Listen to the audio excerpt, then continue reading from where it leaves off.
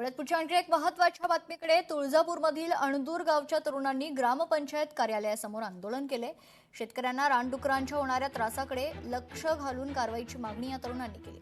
माजी मंत्री मधुकरराव चव्हाण यांच्या अणदूर गावात युवकांचं ठिय्या आंदोलन पाहायला मिळते. प्रशासनाने आम्हाला 1 महिन्याचं आश्वासन देण्याचा प्रयत्न केला, पण ते आश्वासन आम्हाला नको आहे. कारण आम्ही 7 दिवसाचा अल्टिमेट दिलेला असताना परत आम्हाला 1 महिन्याचा अल्टिमेट ते देत आहेत.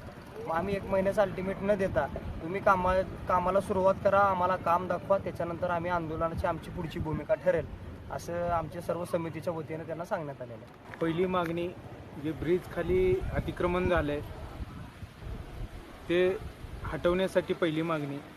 दुसरी मागणी गेल्या 10 वर्षापासून शेतकऱ्यांना जो डुकराचा त्रास होत आहे त्या बाबतीत दुसरी मागणी आहे. तिसरी मागणी स्वच्छतेसाठी आपल्या गावातलं कुलदैवत खंडेरायाच्या पाठीमागे जे कचरा डिपू जे पडत आहे त्याच्याकडे सगळ्याचंच दुर्लक्ष आहे.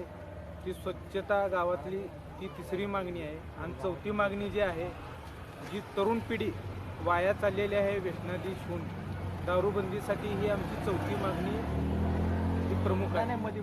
आंदोलन हे कंटिन्यू चालू राहणार आहे आणि जोपर्यंत आमच्या सगळ्या मागण्या पूर्ण होत नाहीत तोपर्यंत आम्ही आंदोलन हे चालू ठेवणार आहे.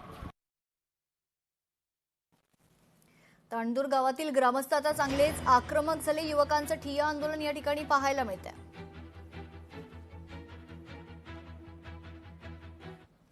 नवी मुंबई एपीएमसी बाजारात भाज्यांचे दर गगनाला भिडले. पावसामुळे 30% दरवाढ पाहायला मिळते. पावसामुळे शेतात भाज्यांचं मोठ्या प्रमाणात नुकसान झालंय.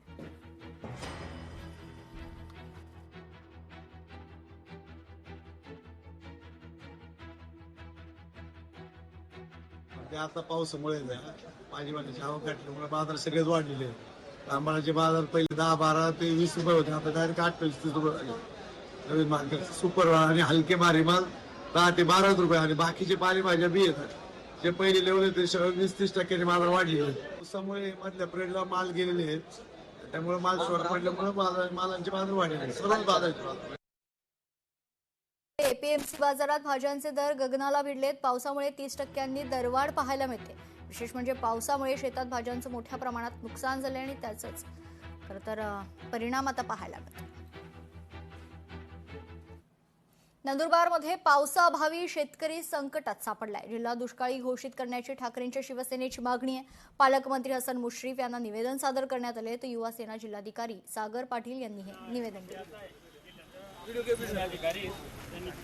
महिन्यापासून पावसाळा चालू झाला, पण आजपर्यंत इथं नंदुरबारमध्ये पाऊस झालेला नाही. तर हा नंदुरबारमध्ये पाणीचं जे दुष्काळचं सावळत आलेलं आहे ते शेतकऱ्यांना कर्जमाफी आणि दुष्काळ जाहीर करण्यात यावा. नाही तर याच्यापेक्षा तीव्र आंदोलन आम्ही नंदुरबार जिल्ह्यात करणार आहोत. नंदुरबार जिल्हा हा दुष्काळ जाहीर करण्यात यावा आणि मुक्क जनावरांना चारा बी उपलब्ध करून द्यावा अशी आमची मागणी आहे पालकमंत्रीकडे.